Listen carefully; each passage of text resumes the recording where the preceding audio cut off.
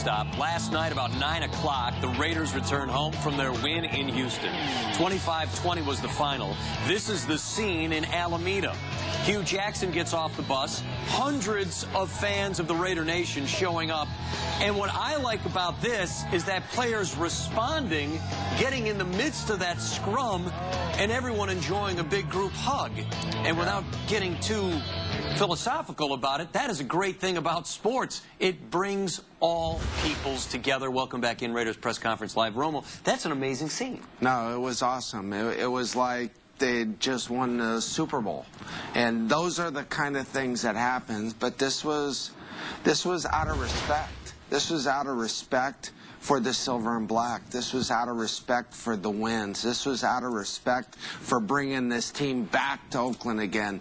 You can go on and on and on, from the great players to, to all the great wins, to 3 Super Bowls. It's the brand.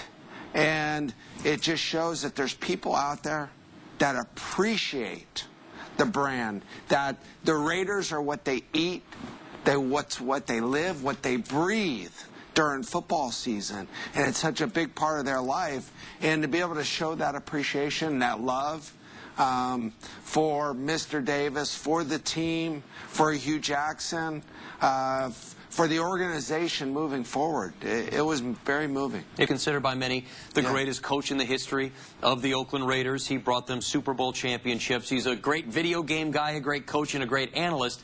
He was on KCBS Radio this morning.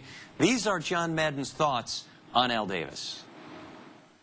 I met Al Davis in the early 60s, came to work for the Raiders in 1967.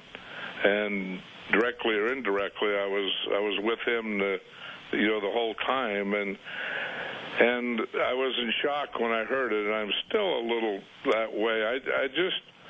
Al Davis was the type of guy that you don't believe is going to die, and it's Al Davis. And when you hear it, it just doesn't seep in. I mean, even though his party says that that he's going to die, but there's another part that says Al Davis will never die. And then you think that he's sick, he's not doing well, but he's a fighter and he'll fight this and he's going to win. And then you hear the call and you say, well, you shouldn't be shocked, but it was very, very shocking, and I still am. If you really knew him and were a part of him, he was the most loyal friend or person you could have. And then there was a lot of people that he didn't know. Well, of course, he couldn't be loyal to them. And, and like I said, I introduced Al for induction into the Hall of Fame. And Al Davis isn't for everyone. And, and everyone's not going to say that, Al is this or that, that he's perfect and he's, and all these things. But if he's your friend, if you played for him, if you coached for him, if you were part of the NFL, he was that guy. And there was no one that could be better at being that guy than Al Davis.